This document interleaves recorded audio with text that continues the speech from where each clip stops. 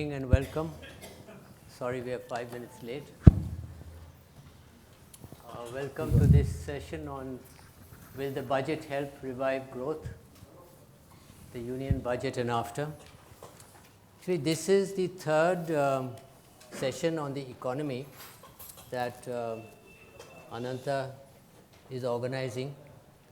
We had two earlier which were very good, and Mr. Bhattacharya was present at both, first in the audience, yes, and second as a speaker, right? And I was privileged to be the moderator. We have a huge hype about the budget. We as people, you as media, every day there are wish lists of what we want in the budget. Every day there are stories saying what will be in the budget. that's right. The person concerned knows definitely what the finance minister and the government is going to do. And mostly it's wrong. Now I know that the budget is the flagship economic event of the year, but it is not supposed to solve all our problems, and it is not the only thing which is going to bring growth back. Now we have an outstanding panel here. On my right is Professor Ajit Mishra, formerly with the University of Bath and now the director of the Institute of Economic Growth. On his right is Mr. Naushad Forbes, who writes regularly, and before the budget he wrote a piece saying, can we have a boring budget? Right? Correct. So you can tell us whether you got a boring budget or not.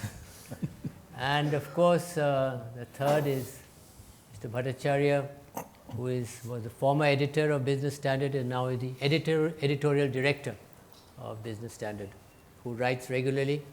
I think today you've written about tax areas. Yeah, yesterday. Yesterday, Yeah. tax areas, which is a very worrying article. Yeah. Yeah. Yeah. Not giving us good news. Yeah. So we're going to turn to them for their views. I'm going to start from that end and work backwards. And what I've suggested to them, that instead of dissecting the budget further, because you must have read and heard so much of analysis on the budget and so much of commentary, can we take that as a backdrop but then say, where do we go now? What do we do next? We do want growth back. We need growth for the sake of the economy, we need growth for the sake of employment and so many other things. So I just thought that they could focus on action, future, rather than looking back. Mr. Bhattacharya.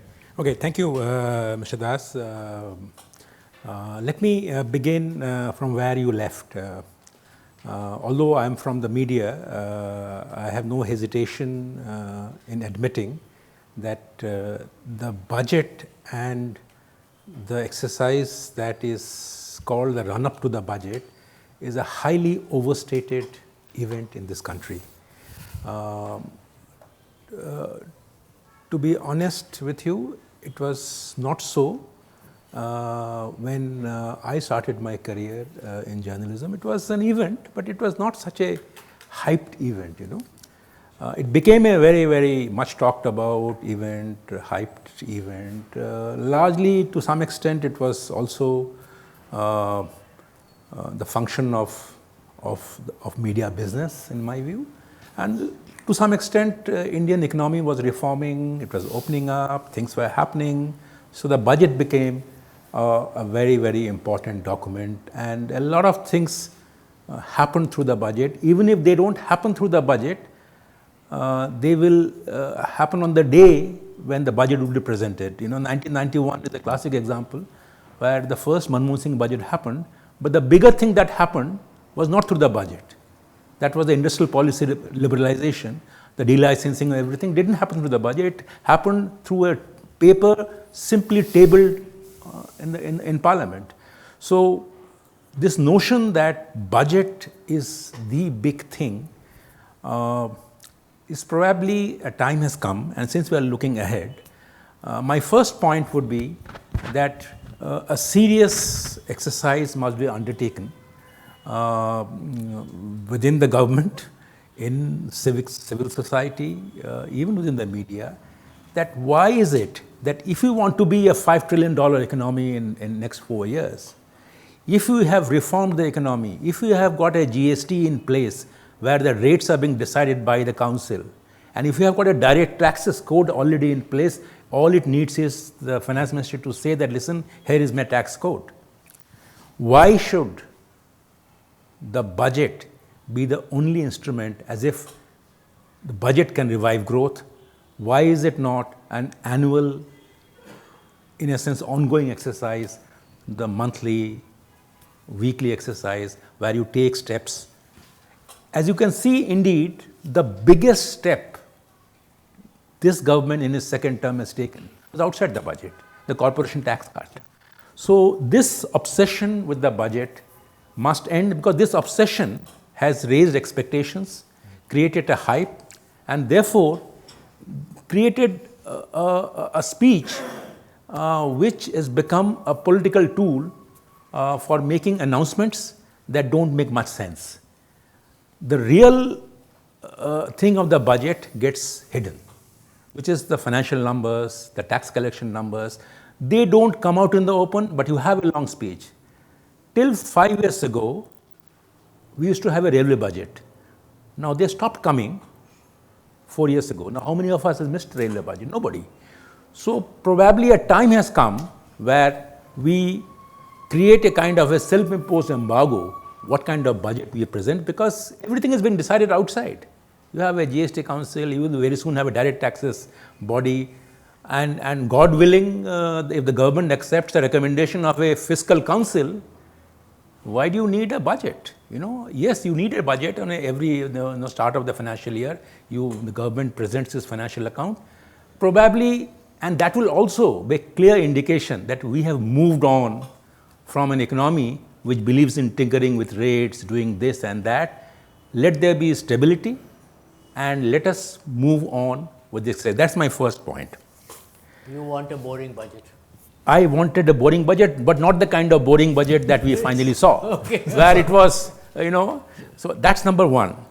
Number two is that this obsession with the union budget has actually taken us away from India, that consists of 30 states. Now today, if I give you a figure, I think most of you would know, but the point needs to be reiterated, that the state's budget size is 37% more, 37% more than the union budget size. So a lot more firepower rests with the states collectively. Now, how much of attention goes into the state budgets? How many of us would know that 3 of your large states, West Bengal, Kerala and Uttar Pradesh, have already presented their budgets and made a lot of announcements? Now, with their 37 lakh crore of budget expenditure, they are more than the 27 lakh crore of budget expenditure union government makes. And the problem is that these state budgets are presented in ununiform ways, standards are not followed. It requires an RBI, Reserve Bank of India, after 6-7 months to put together the numbers so that you can compare them, what is really happening. So this obsession, overemphasis on the union budget actually has taken us away from what is happening in the different states. Now, if I tell you that West Bengal budget was presented a few days or maybe a week or two ago, and that talked about not only a fiscal deficit of only 2.6%, which is well below the 3%, but talked about an unemployment rate of 2.4%, and talked about a GDP growth of 13% nominal. Now, here is a central government which is talking about 7.75% nominal growth, and here is a state which is talking about 13% growth. Now, the point I am making is this, a lot too many things are happening outside the domain of the center union budget. Union budget is smaller than the state budgets combined. So therefore, a time has come that standardize the budget presentation exercise by the states and make sure that the public debate, the public discourse focuses as much on these state budgets as we do it on the center. In any case, as I said in the beginning, the things are moved out of it. The third point, what I would like to make, which is that, and that's the final point, that the budget this time, the economy had, I for one thought that there were four or five broad challenges the budget had to face. I think the biggest challenge was demand, and whatever the budget may have done or not done, I'm not going into that, but something that while the budget is being discussed or debated or going forward, I would say a lot more focus needs to be on the way we spend the money. You know, allocating 30 lakh crore of expenditure is one thing, but making sure that money that you have allocated is actually spent properly.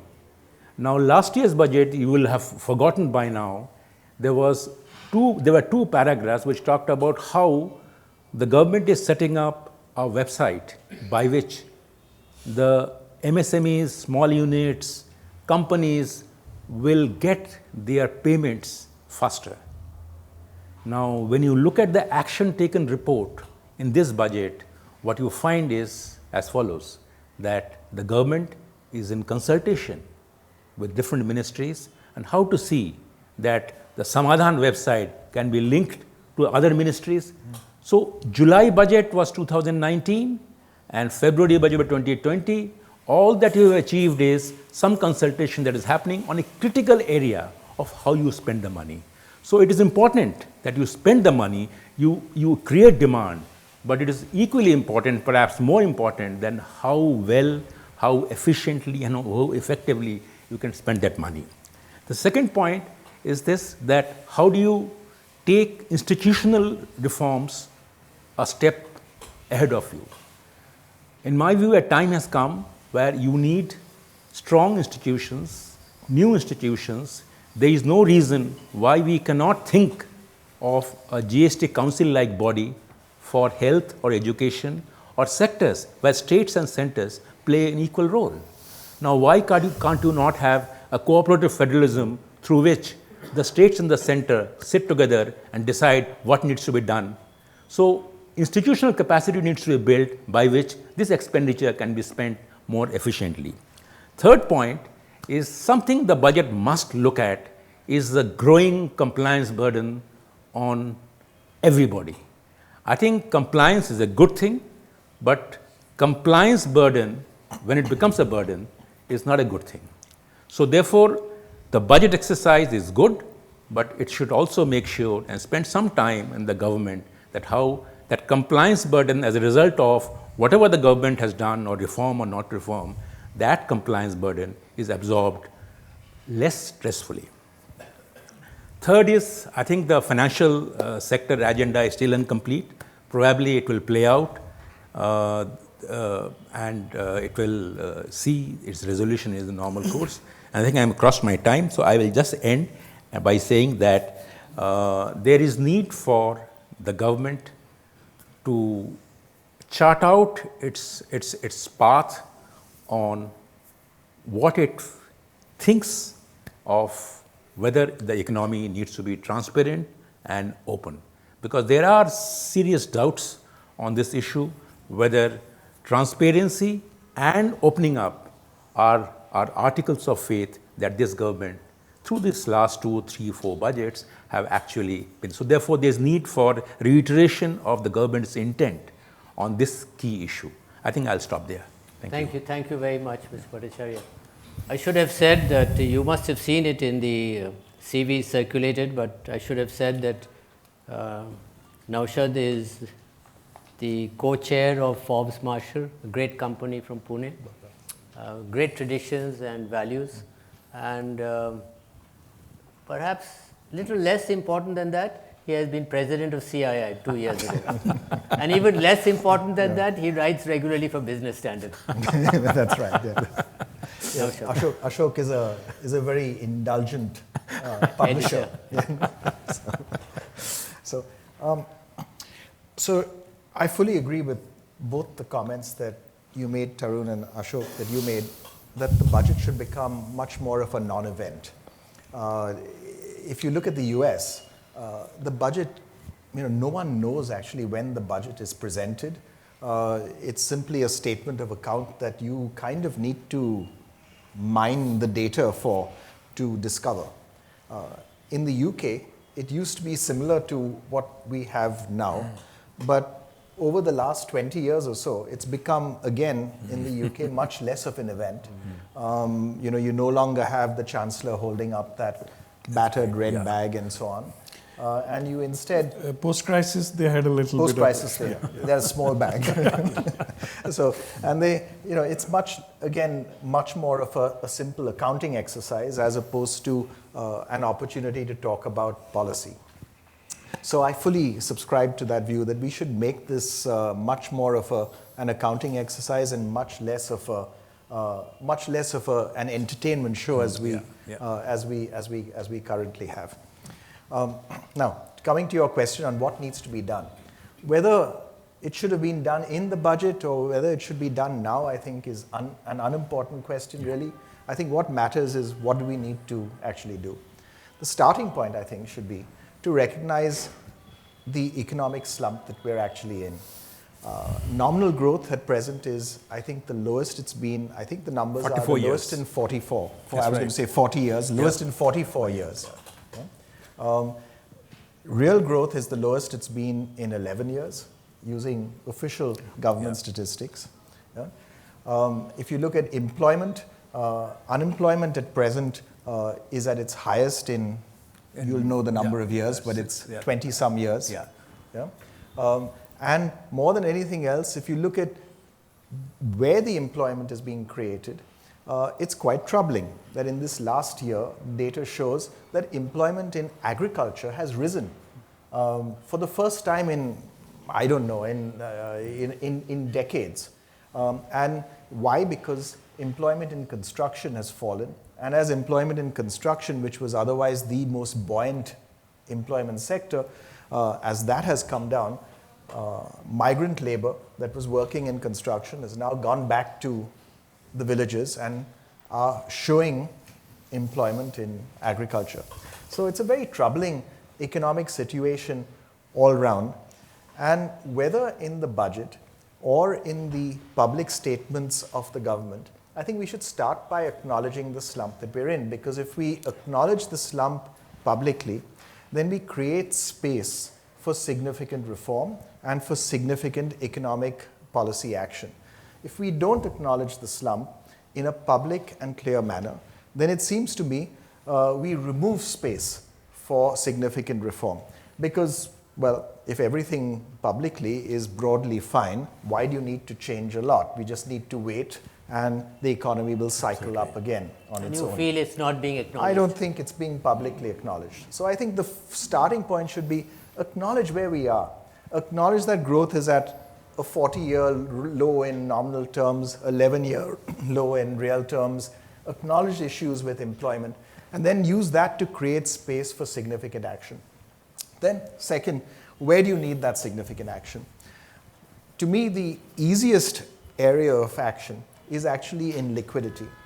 The government is, as we all know, a huge borrower, but even more, the government is a huge spender. And even more than that, the government is a really huge debtor. It owes people vast amount of money. The general view that I've heard is that the government currently owes something like 300,000 crores to private companies, public companies, various programs that have been run, for example, around food security and so on, and to state governments. This is a very big number. It's 300,000 crores is about 1.5% of GDP. Yeah? So it's a very big number. This amount The reason it owes it is because if it recognized, if it paid it, it would show as expenditure this year, and it would raise the deficit officially by 1.5% this year. This current budget, the last budget, did a good job of actually being more transparent about this. It actually had an annexure which listed what the government owed. It didn't add up to 300,000 crores, but it added up to about half that, I think. 1.76. Thank you. Yeah. This is the great advantage of sitting next to Ashok. You know, I know the approximate number and he'll give you the real number. So, No. right. So so it lists about dues from the union government of about 1.76 lakh crore, right? But there are some items that are still not included that the union government owes.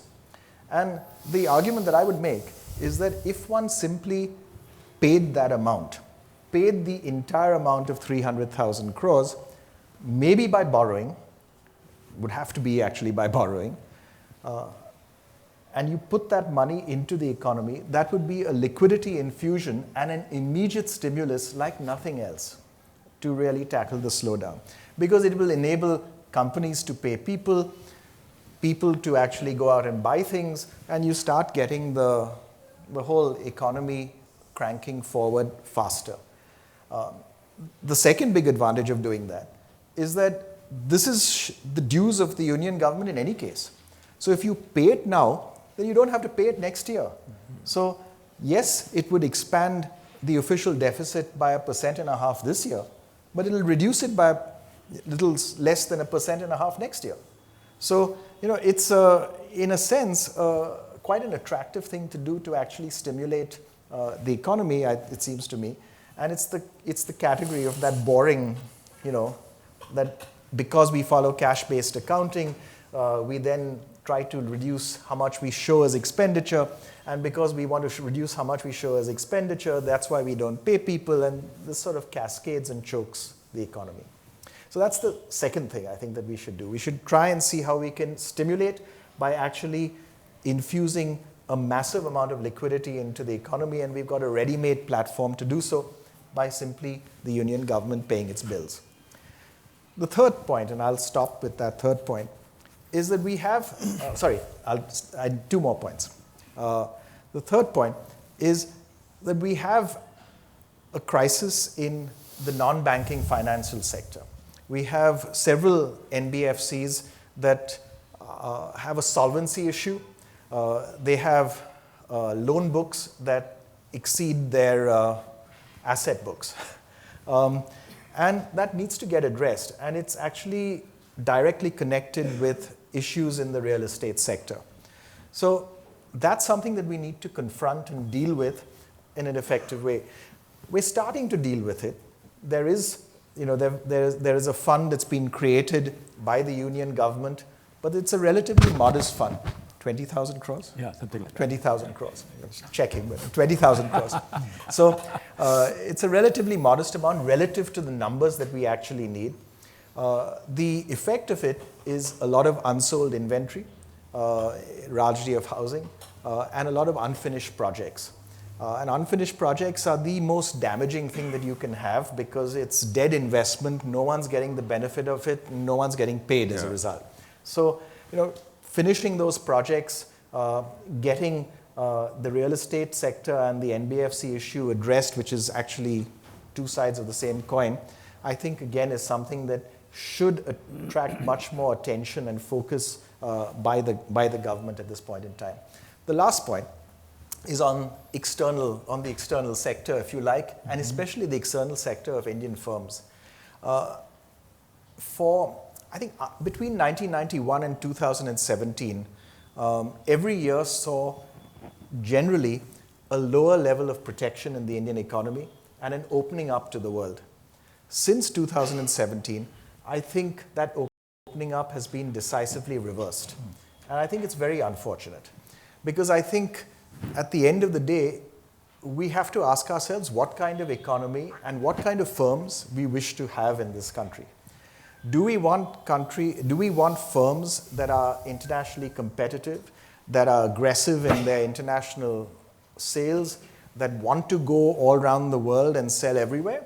Or do we want firms that are happy to be corseted and protected and stay home?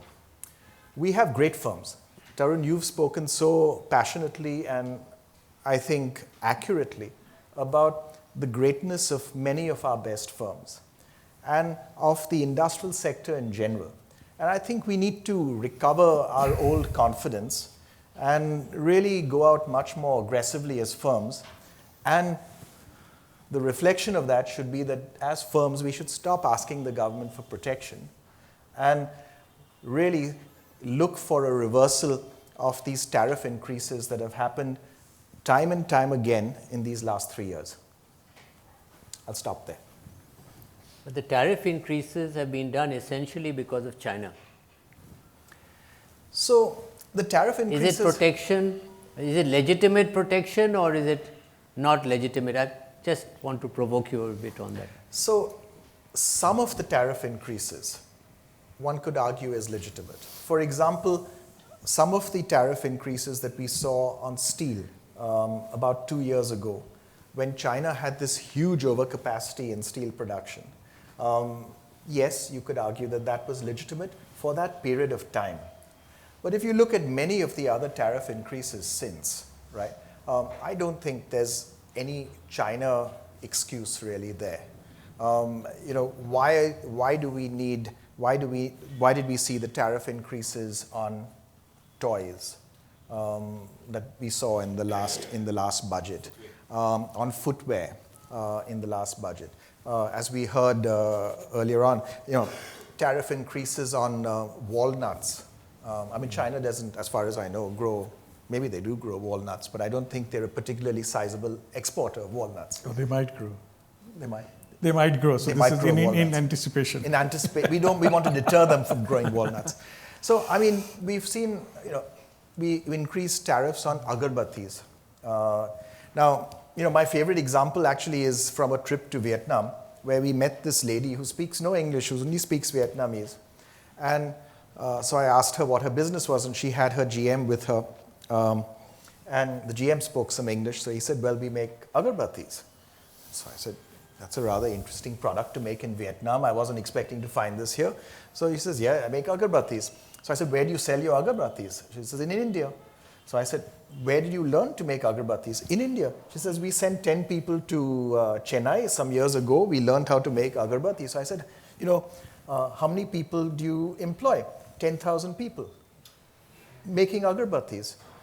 Having learned how to make them here, making agarbattis in Vietnam and selling them to India. Now this is a statement of competitiveness, of seeing the world as your market, of gaining skills wherever and putting 10,000 people to work at home. And I think we should have 1,000 firms like that are right here in our country. Just to add to that point, Yeah. just take a minute. I think in the government, it is a mistaken notion that trade or protectionism are things that can be governed or influenced through tariffs. I think game has moved far ahead. I think it is much better and much safer to use the exchange rate policy to create protectionism if you want to. So why use tariff when you can allow your rupee to depreciate as it should? It is already overvalued by around 15 to 18%, going by the latest report. Now, why not just find its real value, and that itself will act as a kind of a barrier to Chinese imports. So I think using tariff is a blunt instrument which can affect our competitiveness, whereas exchange rate policy is a better instrument which will enhance our export competitiveness in addition. So I'll ask you a counter question to that. Yeah. When Dr. Bimal Jalan was Governor, Reserve Bank of India, he tells me this story, and Mr. Bajpai became Prime Minister. On the very first day, one of his senior cabinet ministers said we must have a strong rupee. Right? Yeah.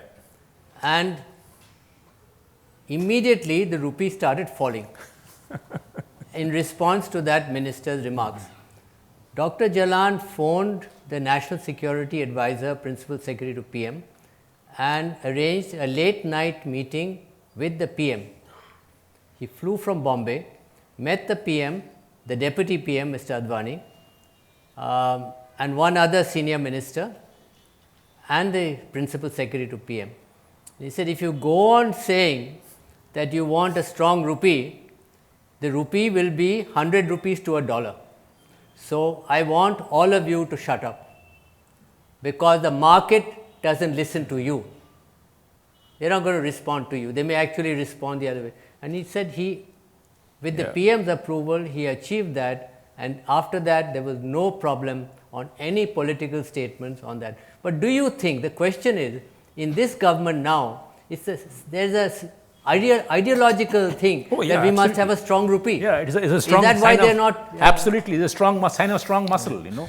The strong rupee is, there is an apocryphal story. I have no way to confirm it, but an apocryphal story is that the RBI governor was once asked by somebody senior in the government that, can you make the rupee come back at 40?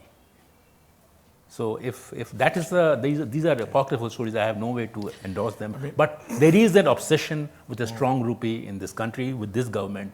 This political elite is a different kind of political elite, which believes that that political elite of Mr. Vajpayee was a far more reformed political elite than this one. Ajit. I don't know, but just on this point. So this is not my 7 minutes. Sure. This question was put to the Chief Economic Advisor about, and he referred to the Economic Survey, Chapter 5, Volume 1, or whatever, that apparently the real exchange rate and export promotion, the link is not so robust. So which is, opposite to what we were told when we studied. So apparently the new evidence is not conclusive, that if you let your exchange rate appreciate, then, things are going to be much better. Well, what happens to exports? It's going to go up, but not by a huge amount. That was... That's based on empirical. So I haven't, we haven't reproduced or replicated the result, but yes, there's a lag. There is a lag. There's a lag, and I think if you so you can play around with the lag, you might get different results. So I don't know. I'm not saying that it's a robust thing, but I mean, you cited the political side of the argument, saying that they want a strong rupee. So maybe this is also, the economic side. They're saying that, oh no, there are economic justifications. When economists become Bharatanatyam dancers, they can prove anything with the use of data. Okay, that's an interesting image. Economists as Bharatanatyam dancers. That was Jagdish Bhagwati's. That was Jagdish Bhagwati's statement. Jagdish Bhagwati in the first NDA government. Over to you. Okay, so in fact, I will do a little bit of come to that Bharatanatyam bit a bit. No, in the sense, I'm going to go back to the economic survey. So I'm going to talk in two stages. The first one is a bit of a narrative. Ever since I came, I have been trying to understand, yes, it's bad timing because since July we have been hearing bad news. So what is the reason for this slump? Okay, an approximate cause, obviously everybody has been saying that it's a fall in consumption, the demand is falling, and so on and so forth. Pre-budget, most economists probably suggested that we should give a direct income transfer in many ways to boost the demand and stuff like this, which is fine. The budget doesn't, so we're not going to talk about the budget, but I was trying to see if there is a narrative, because my first request to the Honorable Finance Minister was that, the budget should have a good, 2-3 minutes narrative about where we are, like the state of the economy chapter in the economic survey, and my budget should be read in that context. Okay, so if at all, this thing, which was obviously not there.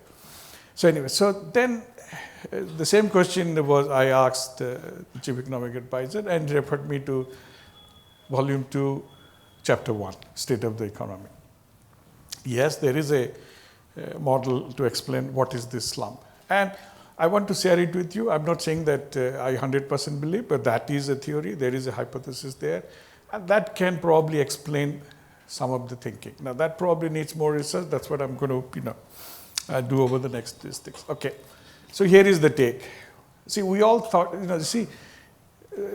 going to go to a little bit of economics, so just bear with me. So when we write income equals to consumption plus investment plus, government and export, all those kind of things, we tend to forget the fact that when the causation could be the other way around also. So it's not that fall in consumption leads to a fall in GDP. it's a fall in GDP growth rate can also depress consumption. Okay, income falls, employment falls, and then we consume less also. So I'm trying to read between lines in the economist thinking. That's what they're saying. So there is a 2-year gap or a 3-year gap when income falls, so GDP contraction leads to a fall in consumption. So that's what some would like to believe that was happening for the last few quarters, a fall in consumption, from post-78. So that leaves, how do we explain the fall in growth rate? These things, okay?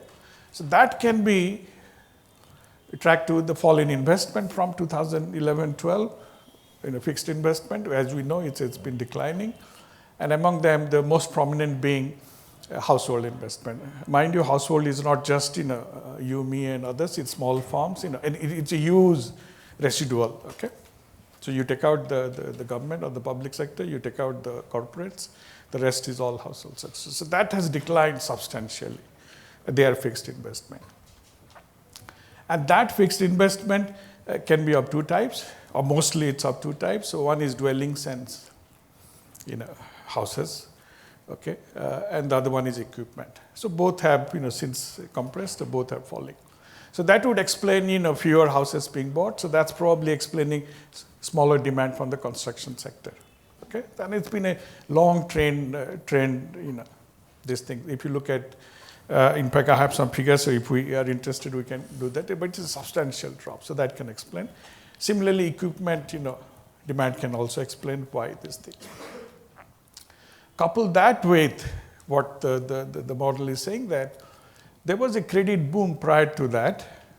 As we know, credit expanded massively till 2008, and then post-crisis also it expanded till 11-12. And in economics, we have a very standard, well accepted by some, not all, theory which says that we get these kind of business cycles when credit deleveraging takes place. So we borrow in a bit of exuberance. I'm just taking it lightly, but we do borrow more than what we should have borrowed in the expansionary phase. And at some point, we receive a small shock, not big enough, but that's when we start reducing our outstanding debt, outstanding credit. And that's when the investment stops, okay? And that they say was happening, and that's being reflected in the economy. So that's the theory. So if at all they acknowledge that there is a slump, so which is a very indirect way of saying that we acknowledge, they would like to say that this goes back to, the credit expansion and so on and so forth. So it's part of a credit cycle.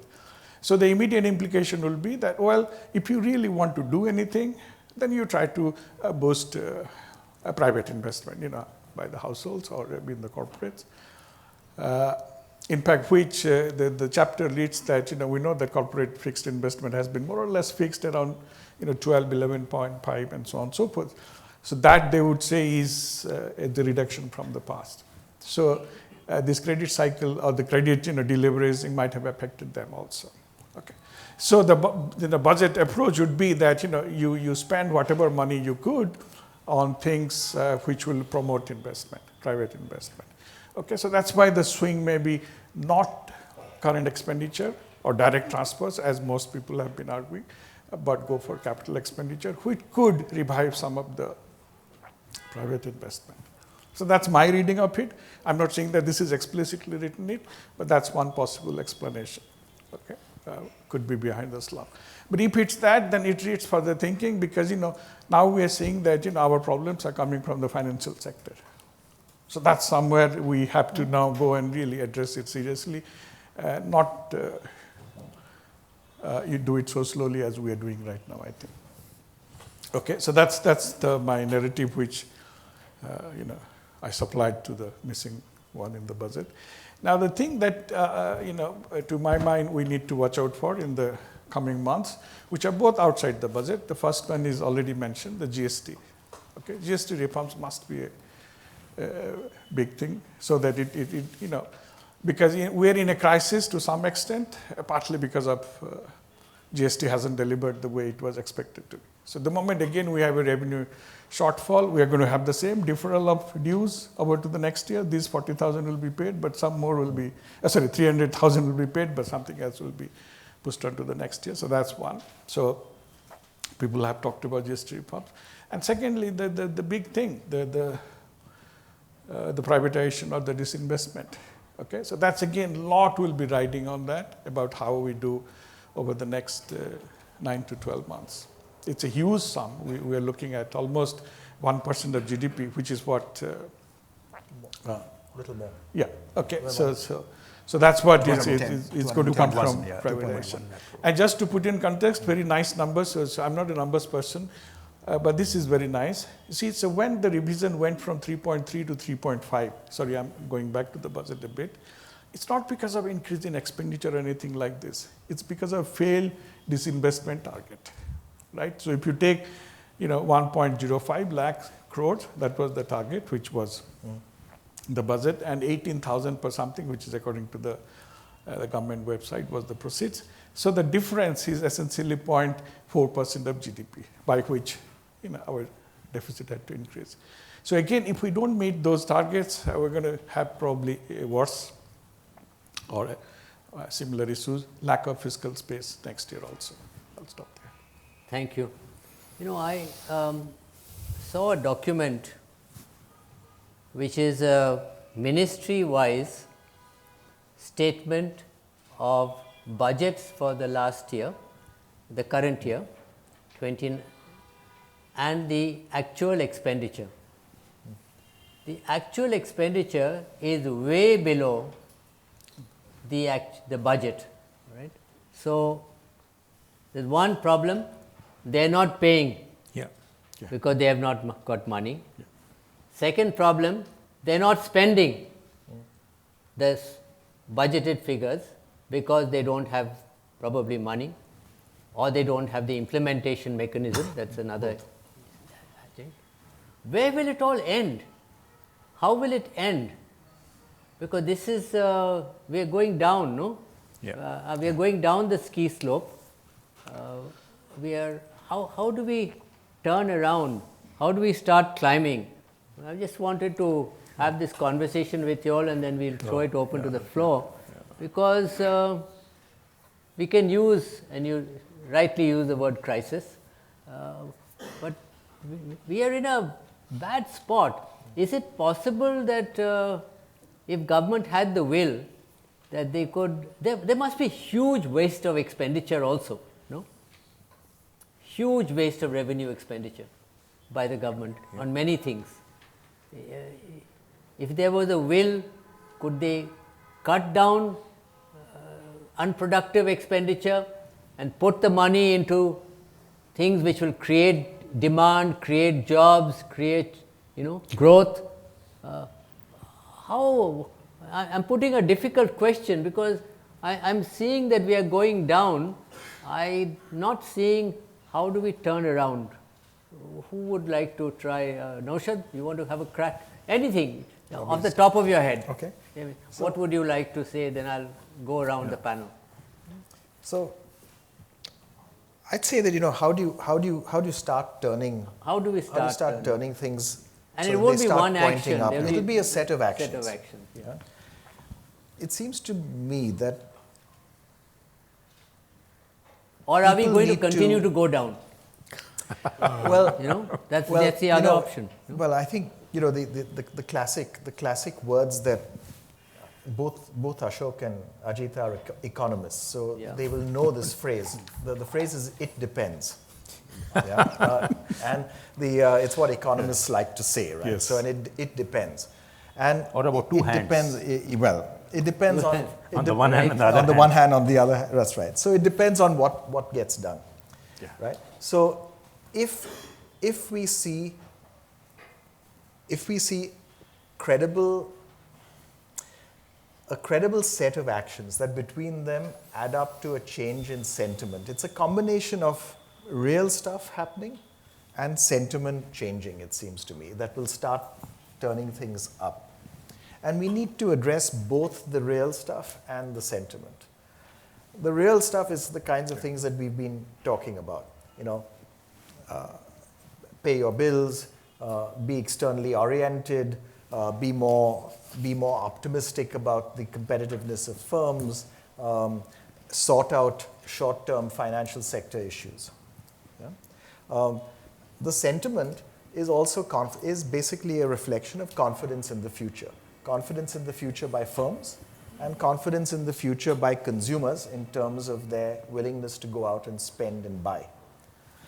And that needs to turn around also. I worry that whatever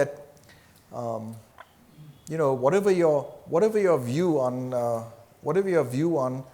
the current social agenda, I worry that ends up diverting our attention away from the economy and diverting our attention away from things that should be our concern on a day-to-day basis, which is how are we each going to, as Indians, become more prosperous 5 years out than we are now, and how do we become prosperous faster?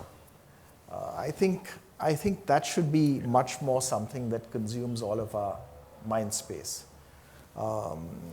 And it needs to then become a focus of the government at the highest level, and it needs to be the focus of all of us in society as well. That's what we should be engaging with, and that's what should concern our day-to-day thinking, actions, concerns. Only then I think will we start seeing this cycle start turning. AKB, before you answer, let me add a supplementary to you. Sure.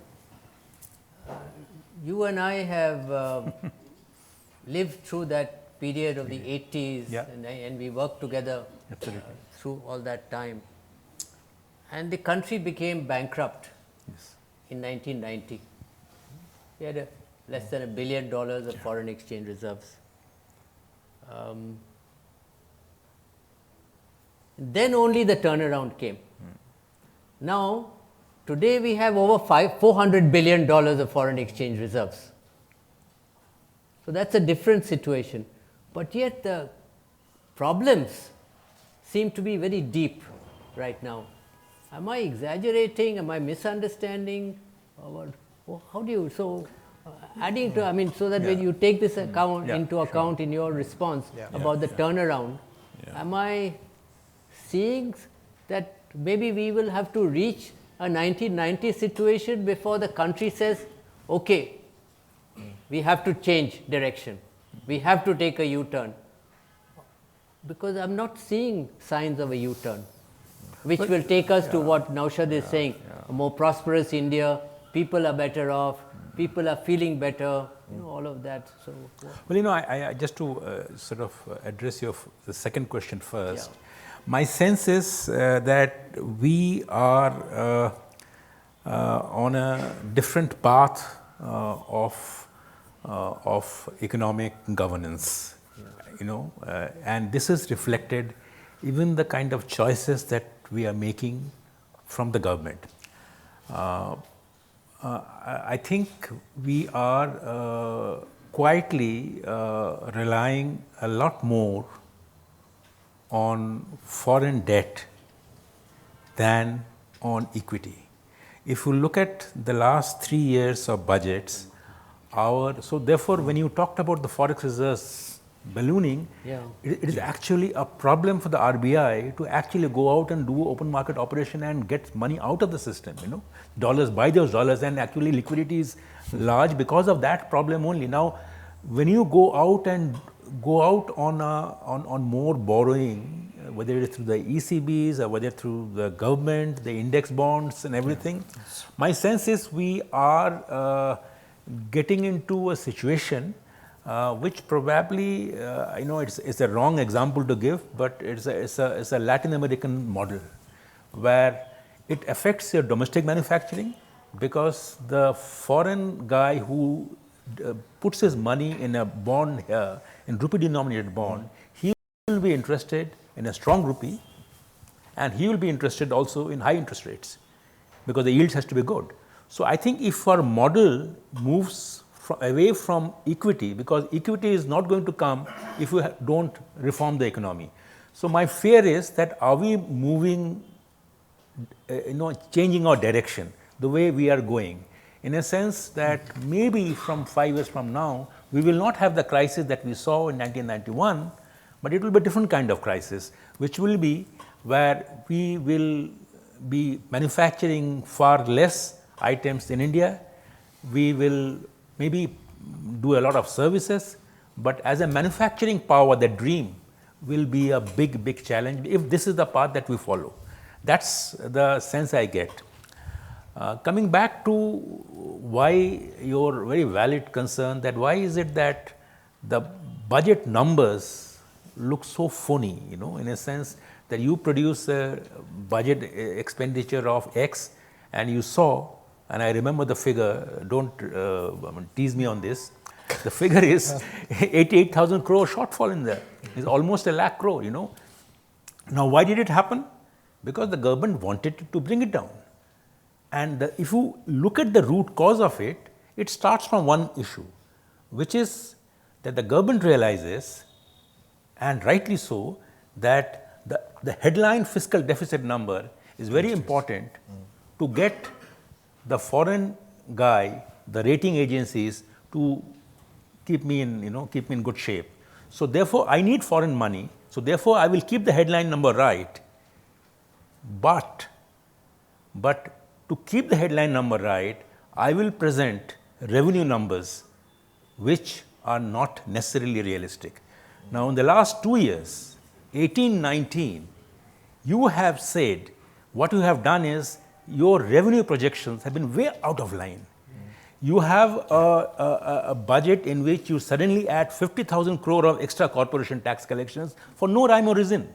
From March 2019, you knew that the economy is slowing down, but you still projected a budget in which your nominal growth will be 12%. Your tax buoyancy has come down to 0.6, but you are still going to budgeting for a tax buoyancy of 1.2 in the next year.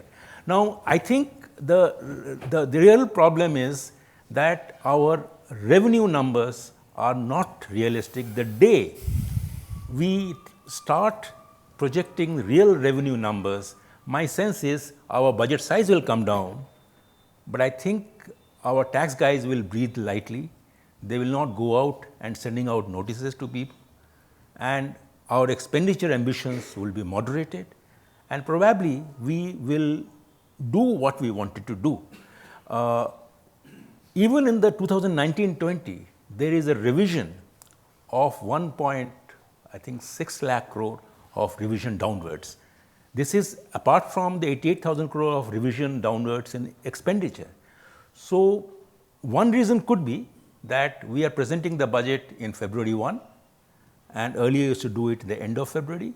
So, these 4 weeks of advancement of the budget may be bad for forecasting your revenues, because at the end of February you had a better sense of revenues, but in 1st of February, when you are closing your numbers in the last week of January, you may be quite off in that. So, whatever may be the reason, today your revenue numbers are the starting problem, the starting point where the problems start.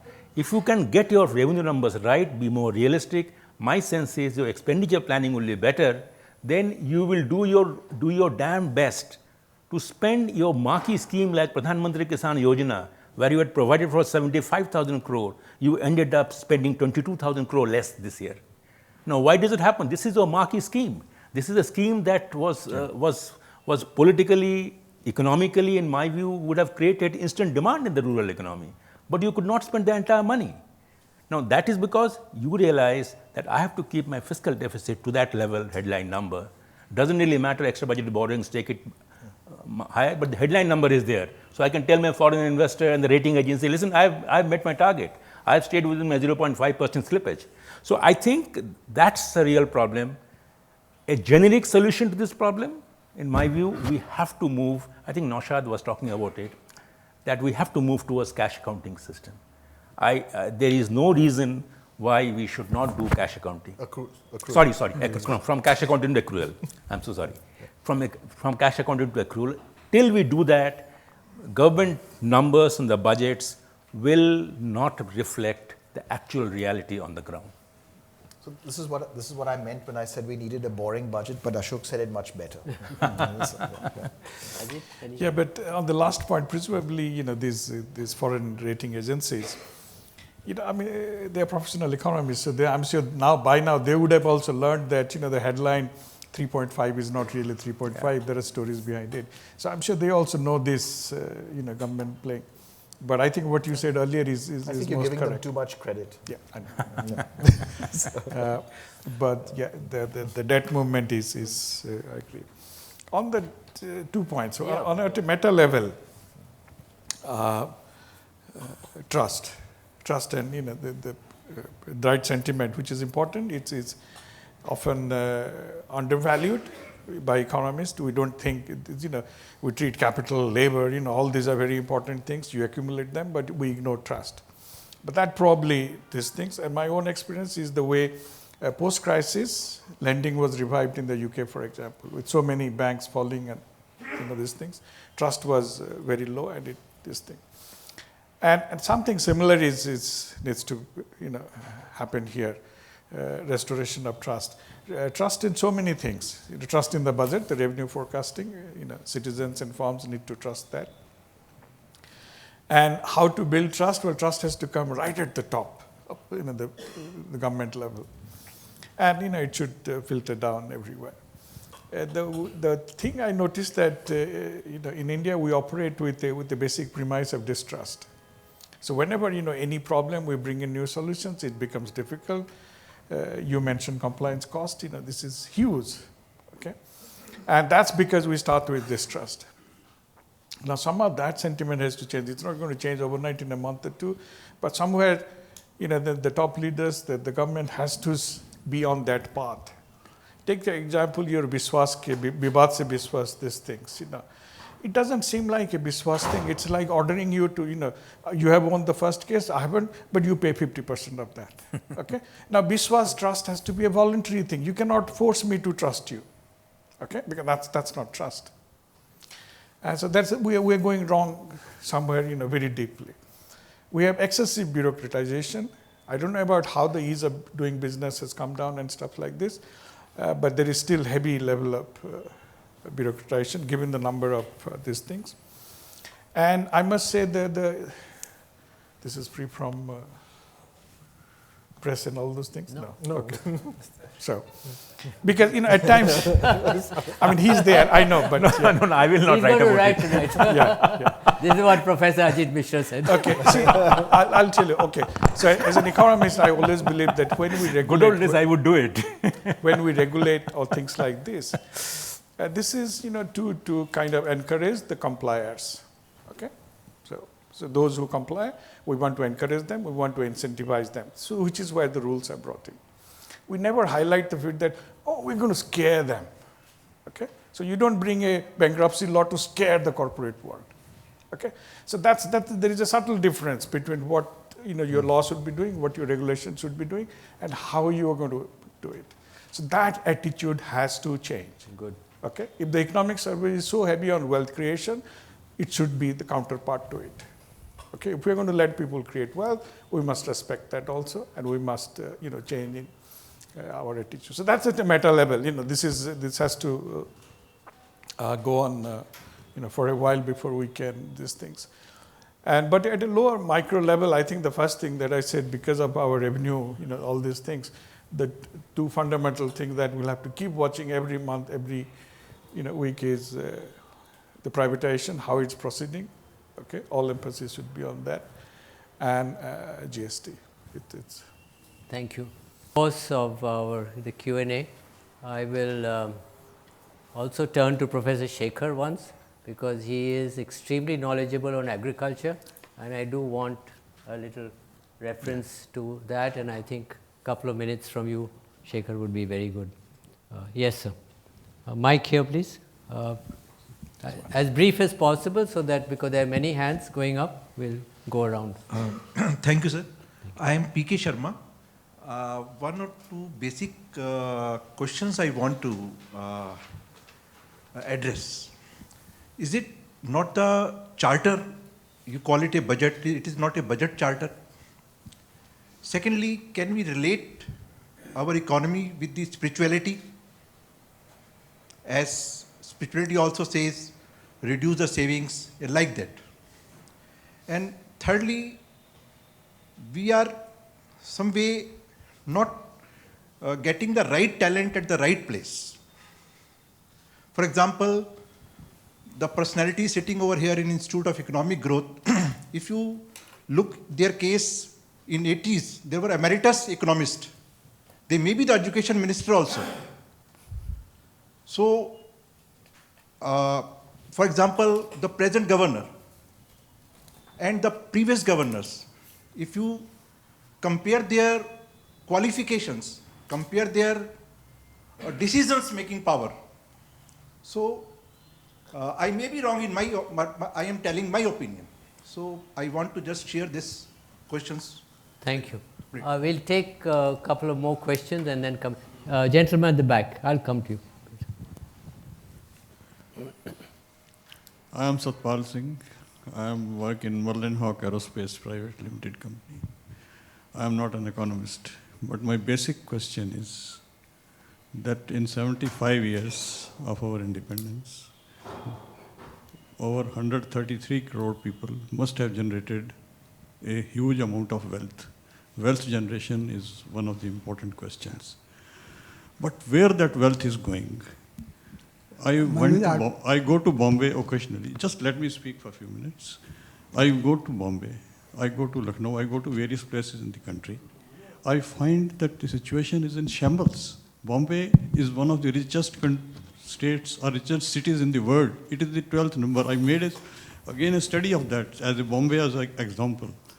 But where the wealth generated in Bombay? Bombay is generating a huge amount of wealth. Where that wealth is going? Why it is not visible in the towns? Why it is not visible with the people? In Bombay, the employment is in such a position that the payments of the workers is going down by 20% in the last 2 to 3 years. The average salary of the people have gone down instead of increasing. Kindly study this. You are the people who can recommend to the government to ask the government where the wealth generated is going. I do not believe that 133 billion people of the country are not generating wealth. They are generating wealth. Huge amount of wealth is being generated. But where that wealth is going? That is a pertinent question I want to ask. And Thank you. If you can Thank you. Yes, sir. I have got 2 small questions. Yeah. One question is, year back, the exchange rate of Bangladeshi rupee 1.82 was Indian 1 rupee. Today it is 1.25, Bangladesh rupee is 1 rupee. Is it that Bangladesh is incrementally progressing economically much faster than India? Yes. If it is so, We can all answer yes. okay, answer is yes. Then why we are not taking leaf from them? One question. Because they have Why already not taken learning But from they're us. beating us in cricket now. How can we take a leaf from them? No, leave for learning their knowledge, experience, whatever it is. Second question is your question, which I have not gone answer from here. Today, the inflation rate is around 8%, underemployment rate is around 7.2 to 8%. And it is the crushing problem of India. How this budget is going to help it to ease the problem? I think all of you can, because you raised this question, answer I could not get properly from this analyst. Thank you. Yes, sir. I am Arun Kaggal. I am not an economist but an engineer. That is a plus point. Yeah. I have a very general question there, so I wanted to make it clear. Will the fall in the real estate prices boost the economy? Our real estate prices are so high that it's beyond the reach of the people. And if there is a fall in the real estate prices, there will be more people buying the house and it can generate huge employment and it can spur the economy. Just wanted to have your views on that. Inflation, would you Thank like you. to say something, Ajit? On the high inflation point? Well, high inflation is it's currently due to the food inflation. So we haven't seen other massive inflationary pressure as yet. The inflation is presently it's mostly food inflation. So that's why you don't see the budget or even the FM too worried, or even the Reserve Bank is too worried about this thing. And in fact, in the latest interview, he's still committed to, the RBI governor, to promoting growth. So you might expect another repo cut sometime in future. Real estate, you? Yeah, that is very So interesting. the real estate, the question of why do real estate prices not correct, given that there's all this unsold inventory and indeed unfinished inventory, which therefore means that it should show up in even more supply once it gets finished. Why do prices not correct to clear the market, as an economist would expect, such that housing gets sold, people benefit from buying these better houses? My understanding is that it has something to do, the stickiness of real estate prices has something to do with the terms of the loan sheets under which the developers have borrowed. They borrowed on the basis of a certain realization from that project. And if they start selling flats at a lower price, then that asset is simply worth a lot less. Yeah. And the amount that they've then borrowed from the bank or the NBFC will exceed the value of the project that they borrowed against, which means that it's a dud project. And so, therefore, they would rather sit on the unsold inventory instead of lowering prices and letting the market clear. That's my understanding of why exactly that doesn't happen, that you should see when you've got an overabundance of supply, you should see prices fall, but you don't see that actually happen. And the reason it doesn't happen, I think, is because of this. It's not actually in the interest of either the developer or the bank to see the project be officially classified then as a non-performing asset. So it's that's a separate and longer term issue that can we address our land policies, our FSI limits, things like that, as a way of actually bringing down prices for real estate projects in themselves. That's a longer term issue. It's an opportunity that we very much have. We have amongst the lowest FSIs for cities of any country in the world. I mean, most cities around the world have multiple FSIs of what we have. AKB, you like to add something? No, I think the real estate, the issue that you sort of talked about, it is not one basket. There are real estate and real estate and real estate. So I think the real estate that people talk about and you are talking about probably is where prices are not coming down. But if you look at the affordable housing segment, there has been a huge supply which is at a lower end of the market, where some of the government schemes, we keep criticizing the government, but this government has done tremendous amount of work in rural affordable housing, not urban affordable housing. Rural affordable housing, if you talk to the real estate players, the people who are going there, they have done a lot of good work. And I think the availability of affordable housing in Indian villages and smaller towns is actually improved, and prices have actually not skyrocketed as they are doing in the urban segment. So there are two different categories, so we need to look at both of them. But I think what gets talked about, like the budget, is the urban real estate issues. Yeah. I wanted to bring Professor Shekhar in because 700 million people live in the villages of India.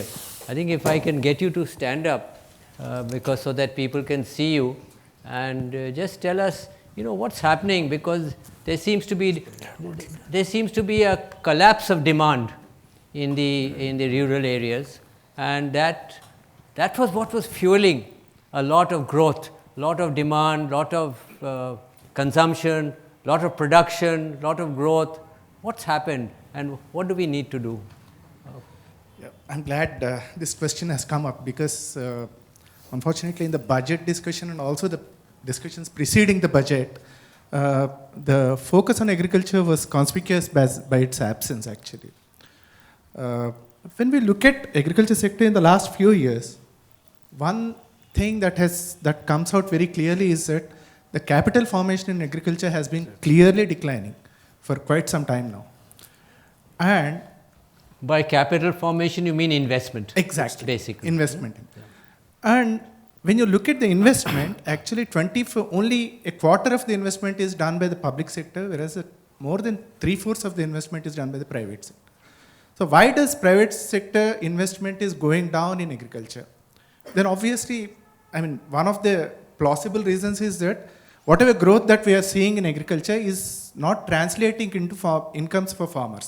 Naturally, when things are not viable, people actually do not want to invest in agriculture, which don't perceive as something for viable occupation. This is, obviously, there is a lot of literature on whether agricultural growth automatically translates into higher incomes for farmers or not. There is a, more or less the jury is clear on that it does not automatically translate. That's why in the last 5 years, this government has launched the maximum number of programs for agriculture. If you remember, they started with the program of doubling farmers' income, under which they have Krishi Sichai Yojana, Fasal Bima Yojana. There are any number of programs, and no other government has actually launched so many programs in such a short span of time.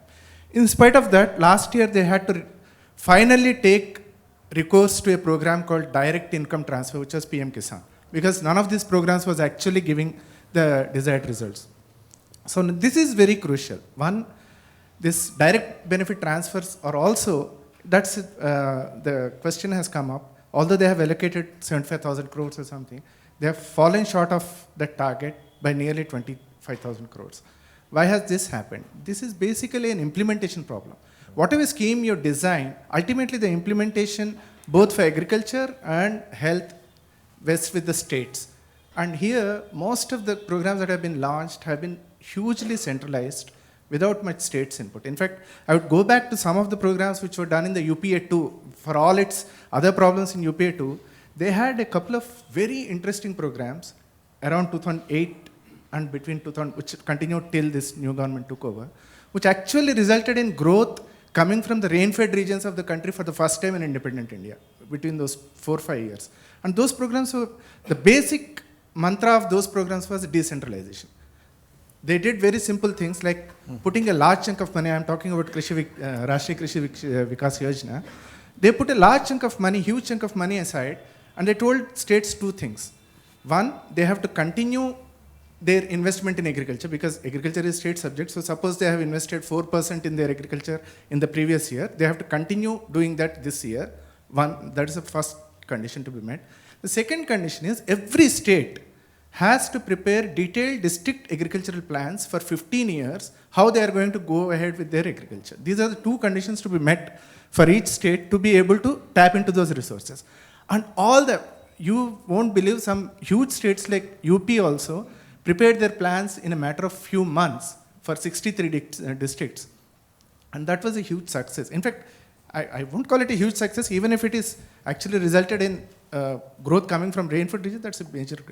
So this, in the last few years, what has happened is that this over-centralization of the schemes, then implementation of those schemes. These 2 have really, they leave a lot to be desired. Number 2 is the construction sector. NBFC has been mentioned. And most of the agricultural labor, actually when they move out of agriculture, they get into construction. That's the closest possible in terms of their skill endowments and other things. And construction sector having taken a beating, they are unable to actually sustain in agriculture, and this demand problem is going to continue for some time. This is one of, and I think this is, it's a very serious issue. So in my view, what needs to be done is to give a much larger role to the states. In fact, a more radical thing would be, rather than all these centrally sponsored schemes and all this, okay, you have a certain amount of money in all these schemes, give that to the states, divide it according to their population or anything, give them to them, and let them devise a program. Thank you very much. you. I hope the panel has been satisfactory to your requirements. All 3 are great people, and thank you very much for being here. Thank you. Thank you for moderating. Yeah, exactly.